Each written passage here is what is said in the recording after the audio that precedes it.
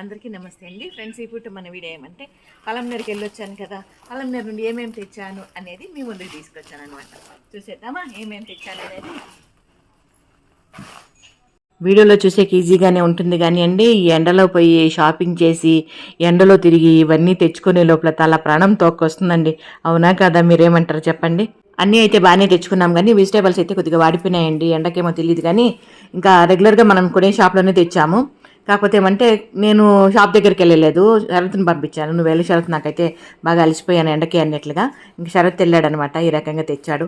నేను ఇంటికి వచ్చిన తర్వాత చూసుకున్నానండి. సరే ఏముంది, తొందరగా వాడేస్తే పోతుంది అంతే కదా. ఇంకా ఇంతే కాదంటూ ఇంకా చాలా షాపింగ్ చేశాను. అవన్నీ కూడా బిట్లు బిట్లుగా మీ ముందుకు తీసుకొస్తున్నాను. మీ విలువైన సమయాన్ని కేటాయించి వీడియో చివరి వరకు చూసి వీడియో నచ్చితే మాత్రం సాక్షి పాప మాటలు ఫాలో అయిపోతే చాలా సంతోషం.